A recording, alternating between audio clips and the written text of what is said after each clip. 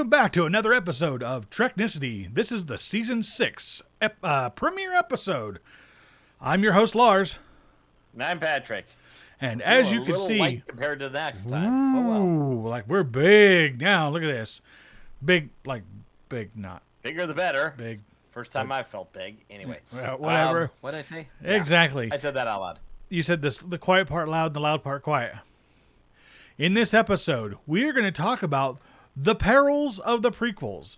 We will be talking both about Star Trek and Star Wars because they both suffer from prequel fatigue. Oh no! Yeah. But yeah, there's things we can learn because these two, both franchises have had similar histories, starting off strong and then trying to figure out where to go from there, although they take different trajectories. I think you're probably going to fill us a little more on the Star Trek side, because I'm the Star Wars geek here. As it should be. I feel so special. Mm-hmm. So let's get straight into it. Let's talk about the Star Trek prequels and what works and what doesn't work. So with the Star Trek prequels, I guess the first real prequel that came out was Enterprise in 2001. And here's the thing. As a series, there's been a lot of criticism, especially because of the choice to use the, go ahead, say it, Diane Warren piece of garbage for the opening music. Yeah. Now, here's the thing. Yes, that's ass. Here's the thing. I understand why they did it and where they were coming from, because, and even to the point where they didn't even include the word Star Trek in the title until like the third season. And they did the same thing that Doctor Who did when that series came back onto television in 2005. And that is, while they wanted to, give enough fan service to the loyal Doctor Who fans, same thing with Star Trek, they wanted to give, a little bit enough love to the established fans. They really wanted to focus on bringing in new fans, new viewers. So they kind of did what they could to separate it a little bit from the franchise, just enough so that people didn't think, oh, it's that stupid, show, that stupid Star Trek show, that stupid Doctor Who show, whatever. And it wasn't until like the end of the first season for Doctor Who that they started to bring in elements like the Daleks and stuff like that, so that it tied it back into the original series. Same thing with Enterprise.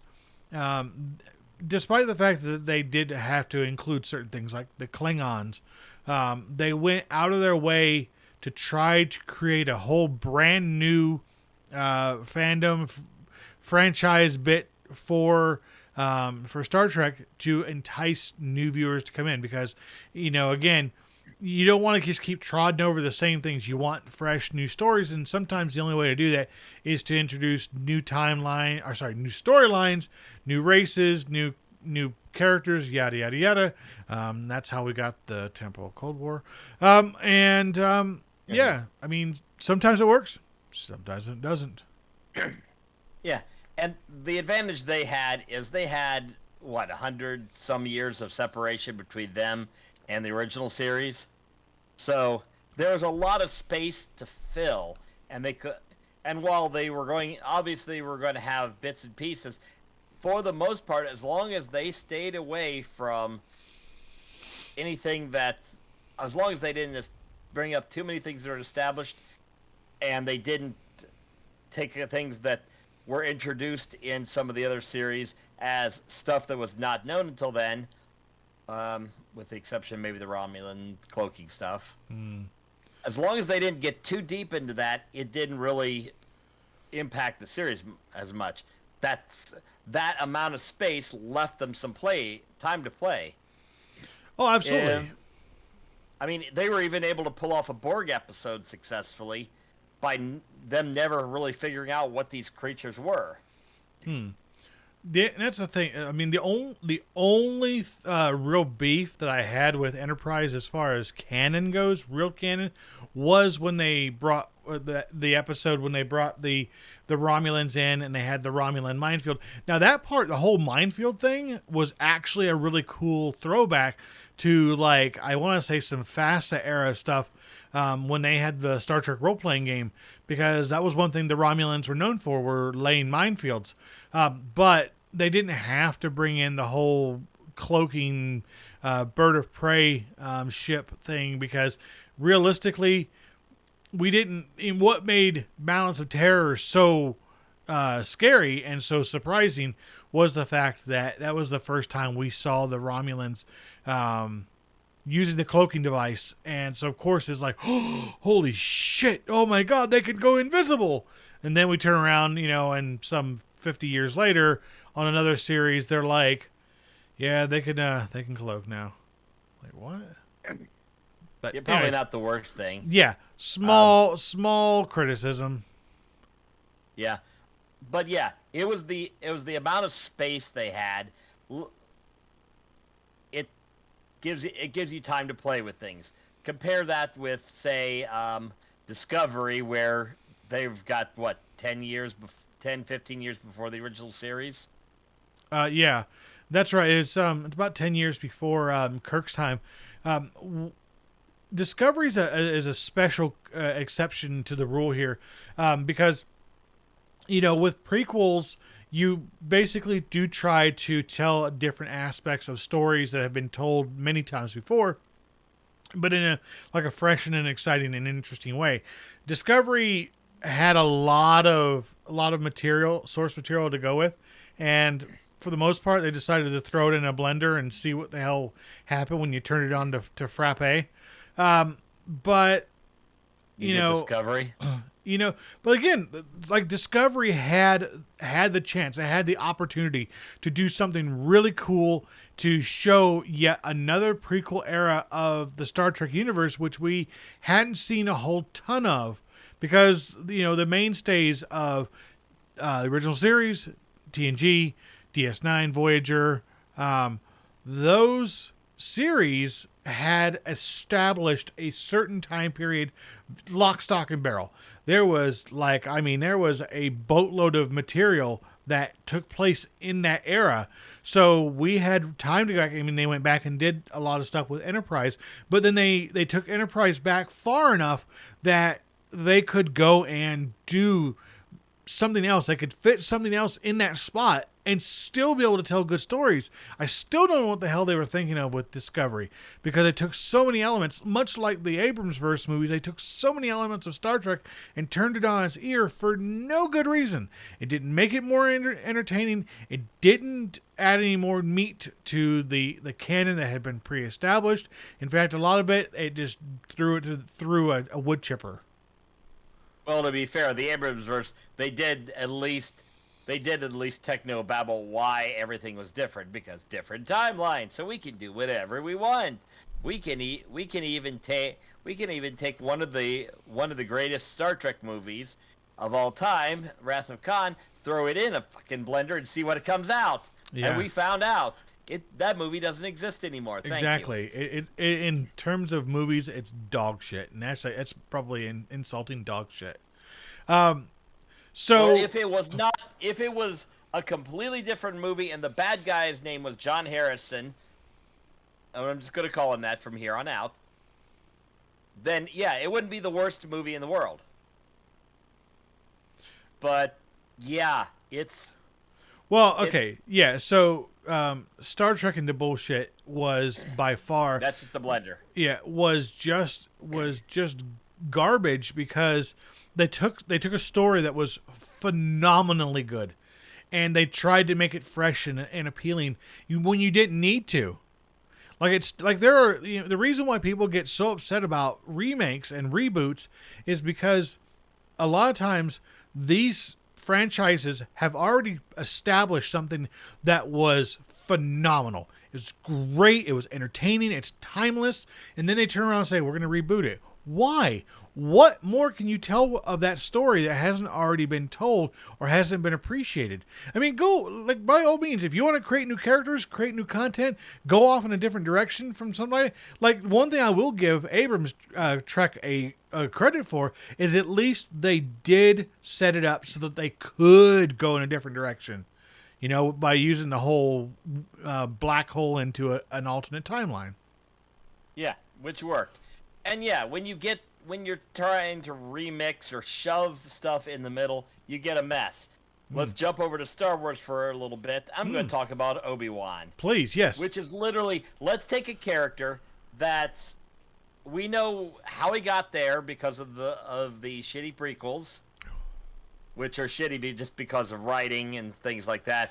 And I don't think those, the Star Wars prequels, I don't think necessarily are the worst movies because they're prequels, although they have the problem of, we know where we have to end.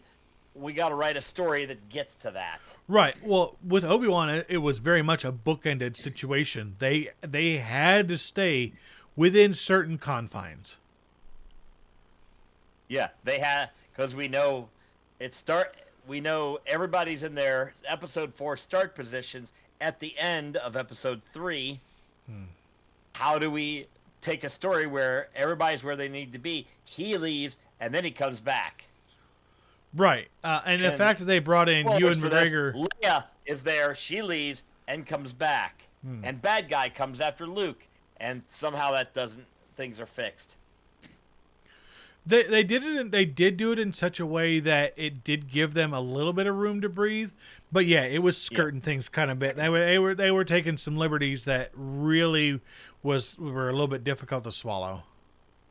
Yeah, it's that kind of a situation. That's kind of what Discovery is doing. Is we know that we just brought it. Okay, so we've got Michael Burnham, who's an adopted daughter of Sarek.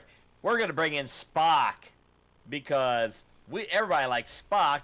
Of course, this is Spock before he's on the Enterprise, and they got to have a backstory and make him all emo and shit. And when you're doing these epic stories that are going to change the galaxy, it's a mess.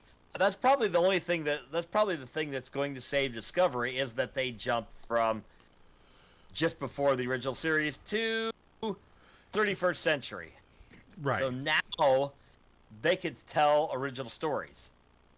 They have centuries. They've given themselves an out.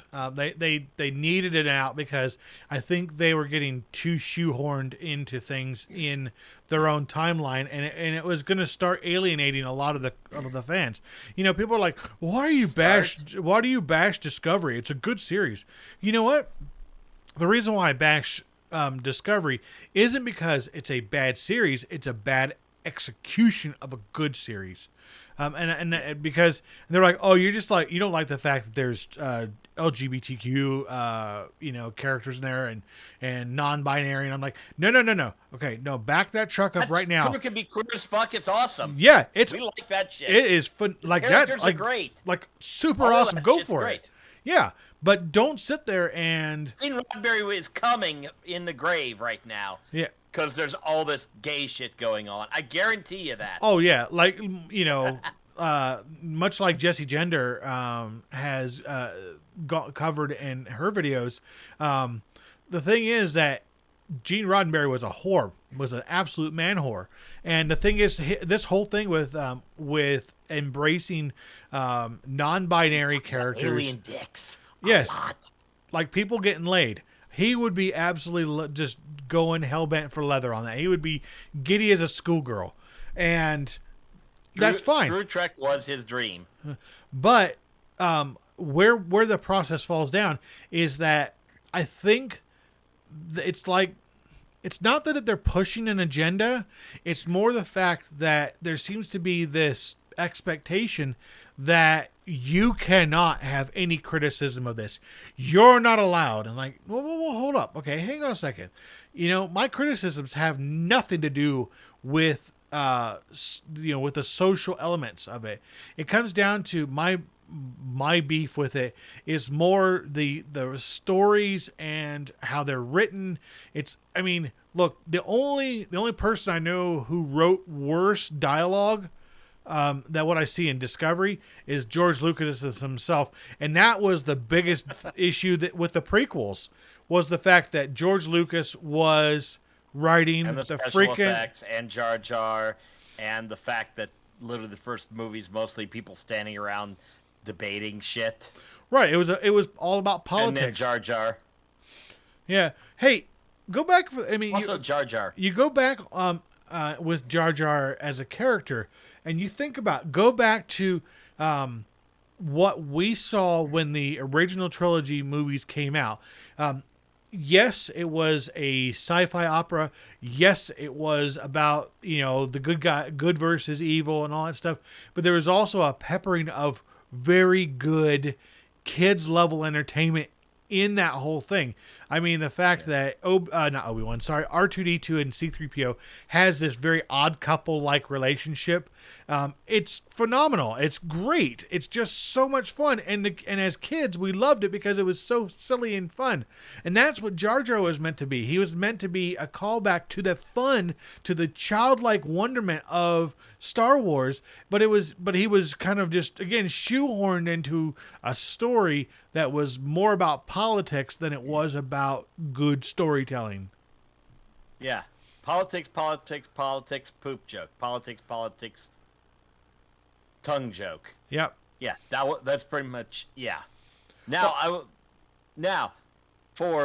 do have to jump in here, though, on one thing. The Clone Wars TV series actually made him work because they knew how to pair him. There's an episode where he and C-3PO are bouncing off each other. It's glorious. It's actually fun to watch. But when you go back and look at that, then the character grows so that when we get to the final season, he's hanging with Mace Windu and actually pulling off things effectively. Right, and you think about the Clone Wars itself. Who was instrumental in bringing the Clone Wars to make it into reality? One, Dave Filoni, because he was the director of the Clone Wars, the first Clone Wars movie, and which was but still, come on, it was his first outing, so give him a break on it. But see, here's the thing, and one thing is that part of this whole discussion that we were having earlier is that one thing that Lucasfilm right now, the Disney Lucasfilm company that does really well, is that it's so good at making it feel like a lived-in universe. And originally that was going to kind of be the crux of the conversation, but we knew we needed to talk more about it in a broader sense. But think about it. You look at Mandalorian. You look at even the Book of Boba Fett, even though it was technically Mandalorian season 2.5, and then you look at the Andor series, which I know you haven't watched yet. People were concerned about that. Mostly spoiler free here. Yeah, most people here's the thing: is that most people were concerned. How are you going to build a prequel series out of a character we've seen once? Because Cassian Andor and dies at the end. Right. Cassian Andor was a character that showed up in Rogue One, and that's it. And you have nothing. You have nothing to base your beliefs off of. That's it. So they're like, years later, they were like, okay, we're going to release a TV series based on this obscure character. And who started off by shooting some guy and then was going to shoot another guy and then help Jyn Erso get the Death Star plans so that Episode 4 could happen. Right. So that's a well-executed prequel, by the way. And basically what they've done with the Andor series is they've Iron Manned this thing. Okay? Because, when the MCU was starting and Iron Man was the first movie to be released under the MCU setup, is that they took something that traditionally was not a big heavy hitter, and they turned it into something so interesting and so fascinating. Now I'm like, Wednesday comes, man, bam, I'm there. Andor, gotta watch Andor, because I can't believe when they get close to the season finale. Yeah, I just can't. I honestly can't figure out how these guys figured this one out, because it is amazing. Now, minor spoiler, okay. They do bring in later in the season. They bring in one Andy Serkis into the series, and it's like, holy shit! Now things are getting serious. I mean, it was interesting how they had cast Stellan Skarsgård in the Andor series. So you're like, oh, okay, cool. All right. And then they're like, I'm like, okay, that's interesting. He's a good actor. And now we've got the character of Mon Mothma showing up. What? Okay, now you got my attention. And then it was like the story just rolls and rolls and rolls, and you see this well executed, very lived in universe. Like, as I explained to my wife, you feel like you can actually step through into this world and feel like you've been there forever. Yeah. So yeah.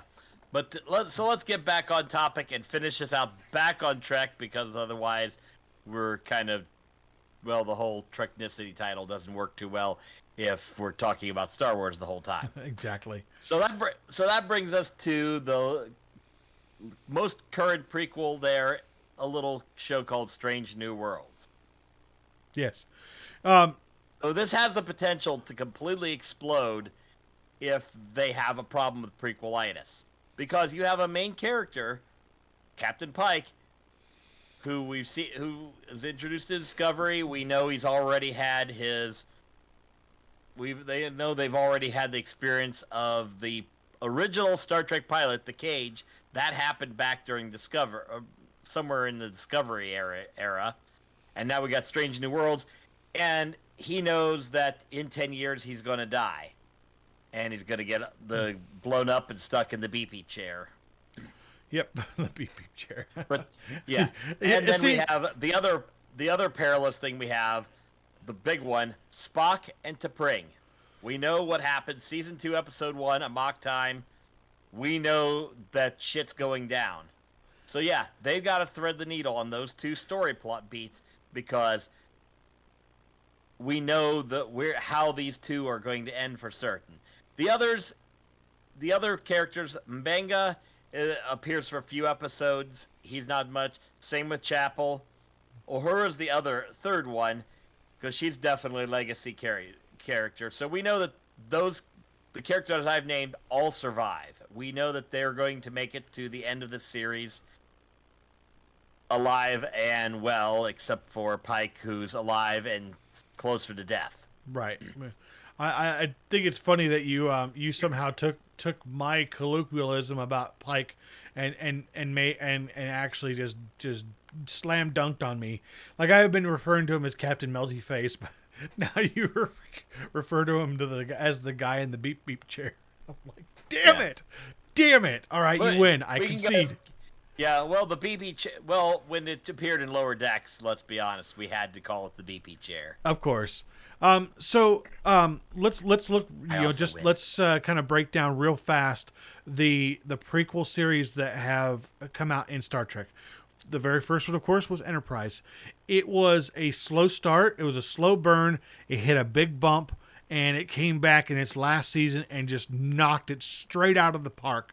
Unfortunately, it just wasn't good enough to keep it alive.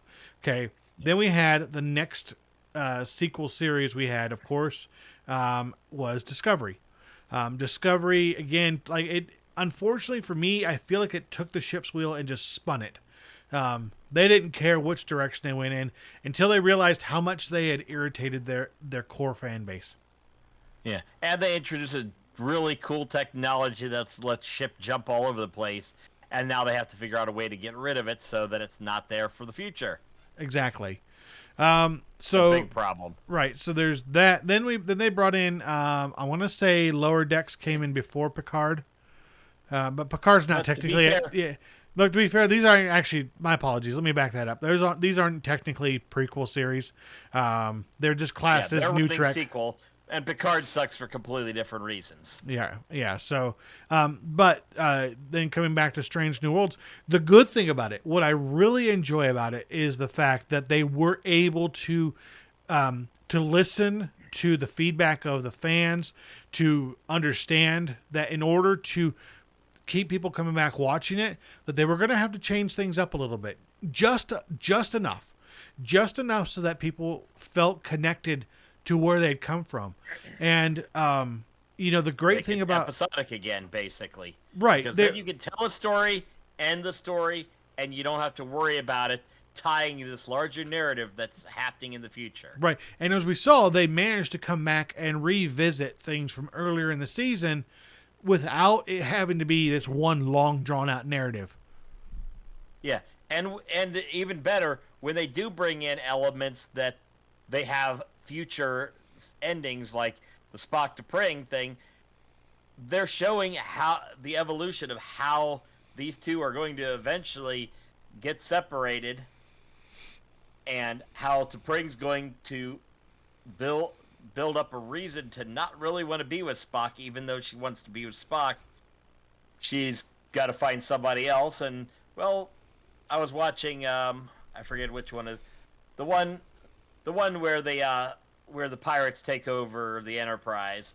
Oh, I was watching that one today. That, are you talking about the Strange New Worlds episode? Yeah, Strange New Oh Worlds. yeah, that's the Serene Squall. Serene Squall, yes, that's the one. And Pike gets an actual pirate wheel to. And he talks like a pirate at the end of the crazy. episode. You know, the only thing that episode was missing at the end when Pike was talking like a pirate was the playful music that was sometimes underscore the very end of an original series episode, when you know that Kirk and Bones and Spock were kind of playing off each other and having a laugh at each other's expense. Yep. So, Speaking of playful music, I think we've beaten this one to death enough. So I agree. It's your last point. Let's get out of here on this. So one final note I want to end on with the prequels is that Trek is finally starting to get it and get back on track to keep the people, the fans on both sides of the aisle happy. And hopefully we continue going down that road and we have a lot of fun with it. That being said, we're going to go wrap up this episode because it is all the time we have for this season 6 premiere episode of Treknicity. Please look down here. You see it down there, right there. See all that stuff, all our social media stuff. Please find us on there. Yeah. Yeah, that way. That way. That way. That way. That way. I got to find it. I don't remember which direction to point on the screen. That way. Yeah, you're good. One thing I will be doing is... Let me point toward you. Oh. Yeah, you do that too. That's fine. Anyway. I plan to be doing more engagements on social media through our Instagram. I have also set up a TikTok account for the Red Shirt Geeks, of which I will start doing some videos on, just to kind of give you some little tidbits and whatnot as we go along with this new season. We will have Brandon and we'll have Andre back for more episodes this season.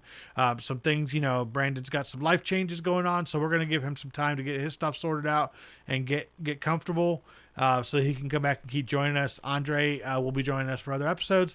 And then we will also... Andre. Yeah, we will have guests on the show.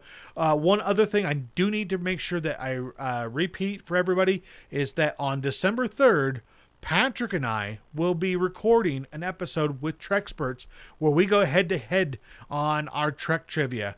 And unfortunately, despite the fact that I am the Trek nerd of the group, Patrick will probably beat me into the ground because he absorbs knowledge like a sponge. That being said, I'm awesome. Thank you very much for watching this episode of Treknicity. I am your host, Lars. I'm Patrick. And as always, here on Treknicity, we encourage you to rock out what you spock out. And I hit my mic, and we'll see you next time.